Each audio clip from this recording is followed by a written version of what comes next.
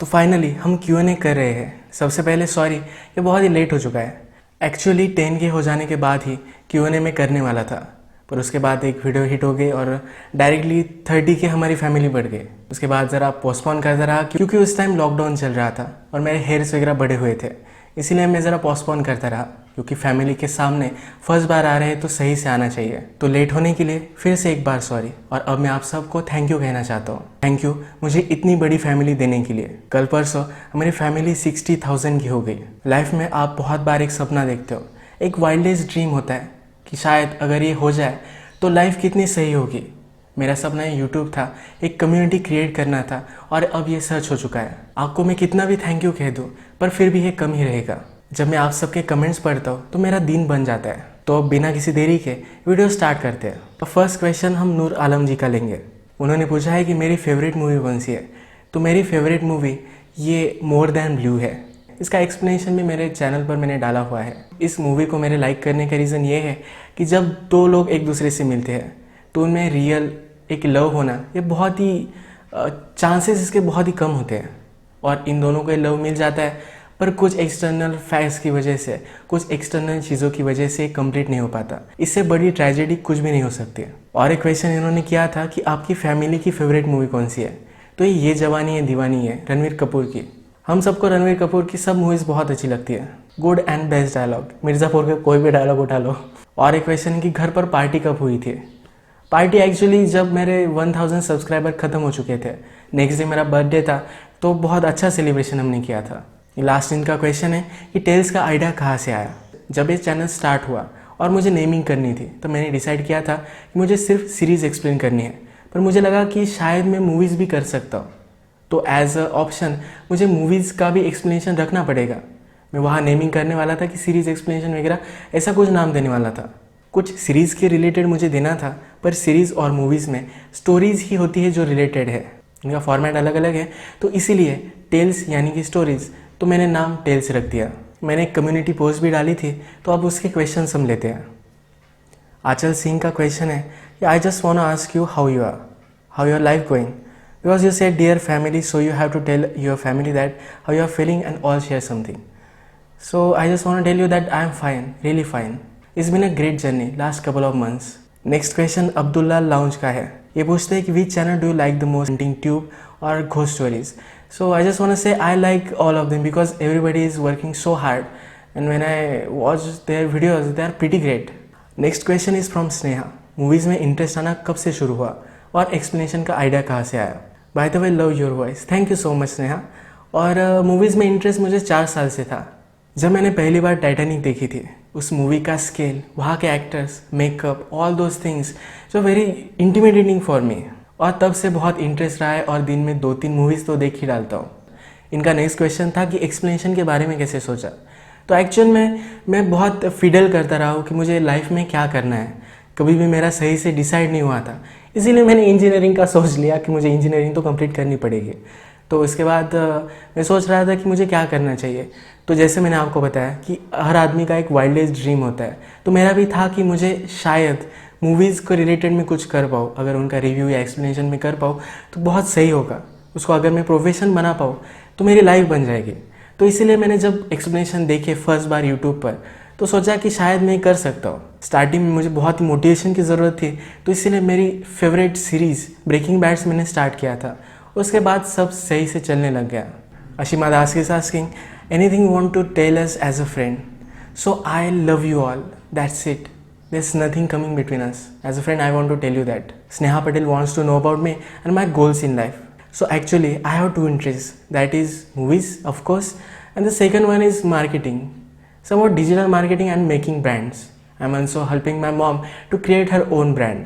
So another thing I would like to do with my life is, first of course I want to do movie explanation. I want to continue movie explanations, and as a profession to tell community and our relatives of course I want to do something in digital marketing or making brands, working with them. So that's my ultimate goal in life. Next thing is rapid fire. Salman or SRK, Marvel or DC. DC has a lot of potential but still Marvel. iPhone or Android. Android has a lot of best options, so that's why I'm going with Android. BB versus Ashes versus Carrie. This was not rapid. I think it will be be always. Next question is from Jyoti Katkar. तुम्ही माझ्या प्रत्येक व्हिडिओला comment करतात, thank you. उनका question है कि आपके favourite movie actress और एक्ट्रेस कौन से कोरियन मूवीज़ में. मैंने जैसे आपको बताया कि मोर देन ब्लू मेरी फेवरेट मूवी है, तो दोनों ही मेरे फेवरेट एक्टर्स है. इस क्वेश्चन है नैन्सी से और वो पूछती है कि आप कहाँ से बिलोंग करते हो. तो मैं महाराष्ट्र से हूँ, नासिक से. इसके बाद वो पूछती है कि यूट्यूब पर अगर फेमस होना है तो क्या करना पड़ेगा.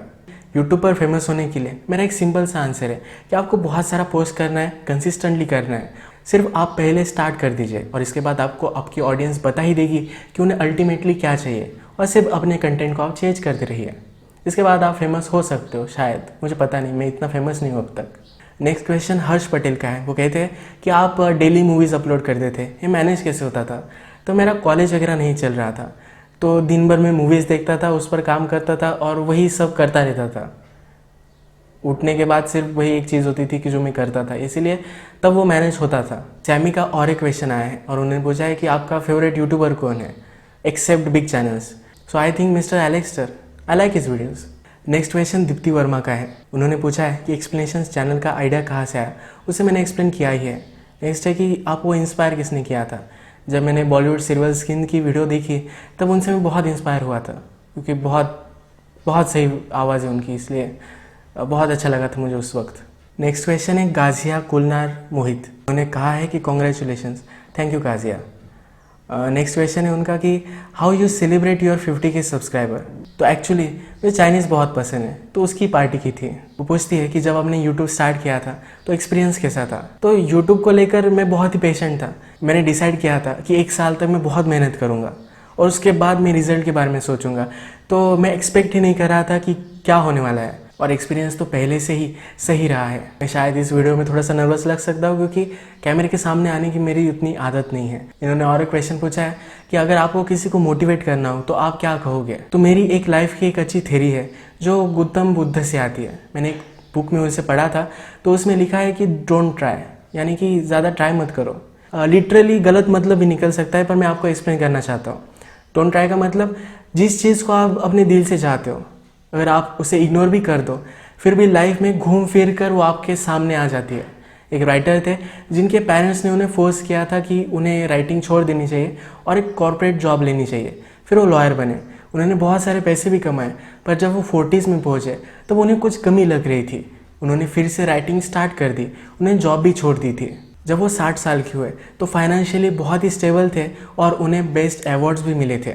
तो उनका भी कहना था कि अगर किसी चीज़ को आप अपने दिल से चाहते हो तो घूम फिर कर आपके पास आ ही जाती है, आप ट्राई करो या ना करो. तो इसका इनडायरेक्टली ट्रांसलेशन ये होता है कि आपको ज़्यादा लोड नहीं लेना है. आपको जो करना होगा, आप जो चीज़ के लिए बने हो, तो वो चीज़ आपको घूम फिर कर आपके पास आ ही जाएगी. तो यही जनरली मेरी थ्योरी है. तो मोटिवेट करने के लिए यही मैं कह सकता हूँ कि जैसा चल रहा है फ्लो में चलने दीजिए, और जब आपका टाइम आएगा तो आने वाला है. ये थोड़ा सा डिमोटिवेटिंग हो गया, पर फिर भी अच्छी फिलॉसफी है. नेक्स्ट क्वेश्चन राधिका का है. उन्होंने पूछा है कि आप कैसे हो. तो मैं बहुत सही हूँ. उन्होंने मेरी मेंटल हेल्थ और ओवरऑल हेल्थ के बारे में पूछा है. मेंटल हेल्थ तो हर कोई स्ट्रगल करता है और हमेशा एक स्ट्रगल ही रहता है, पर फिर भी अब सब कुछ सही है. नेक्स्ट क्वेश्चन एलेक्स बेटियस ने पूछा है. वो कहते हैं कि आपके फैमिली में कितने मेम्बर हैं. वो मेरी मदर और मेरे फादर, हम सिर्फ 3 ही लोग हैं. नेक्स्ट क्वेश्चन है माया भट्ट का और उन्होंने पूछा है कि ऐसी कोई मूवी थी जिसको आप ओवरकम नहीं कर पाए. मुझे लगता है कि इस क्वेश्चन का पूछने का मीनिंग ये है कि ऐसी कोई मूवी जो हमेशा मेरे साथ स्टे कर गई हो. तो ऐसी मेरे लिए 2 मूवीज़ है, एक मोर देन ब्लू और दूसरी है 500 days of summer. 500 days of summer, इस मूवी की फिलॉसफी बेसिकली ये है कि आप लोगों को फोर्स नहीं कर सकते आपके साथ रिलेशनशिप में रहने के लिए. जब सही टाइम होगा, सब कुछ सही होगा, तब आपको सही लोग मिल ही जाएंगे. तो मुझे ये बहुत अच्छी फिलॉसफी लगती है. इसके बाद इडी द ईगर, ये एक रियल स्टोरी पर बेस्ड एक बहुत ही मोटिवेशनल मूवी मेरे लिए है.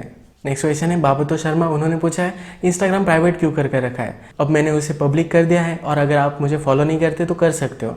मैं यहाँ कुछ हैंडल वगैरह दे दूंगा, डिस्क्रिप्शन में भी लिंक डाल देंगे. वो पूछते हैं कि आपका एज क्या है. तो मेरा एज अब 20 है. नेक्स्ट क्वेश्चन जानवी का है और वो पूछती है कि एडल्ट मूवीज़ क्यों एक्सप्लेन करते हो, फ़न के लिए या प्रॉफिट के लिए. मुझे हर तरह की मूवीज़ पसंद आती है. जब मैंने फाइनली देखा कि मेरी कम्युनिटी मुझसे क्या चाहती है, तो थ्रिलर, मिस्ट्री और इरोटिक का मिक्स और रोमांटिक मूवीज़ यही चाहती है, तो इसीलिए मैं यही करना चाहता हूँ। राजेश दे ने भी पूछा था कि आपका एम क्या है, तो मैंने पहले ही उसे आंसर कर दिया है। सोनाली ने पूछा है कि आप कोरियन मूवीज़ क्यों एक्सप्लेन करते हो। तो अगर आप सोचें तो कोरियन मूवीज़ बहुत ही प्रोवोकेटिव टाइप होती है।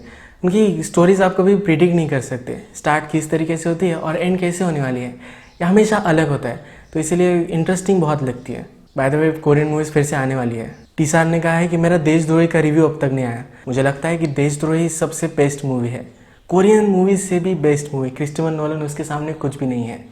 तो अगर आप चाहते हो कि देशद्रोही का मुझे रिव्यू करना चाहिए तो मैं वो भी कर सकता हूँ, कमेंट में यस लिखिए।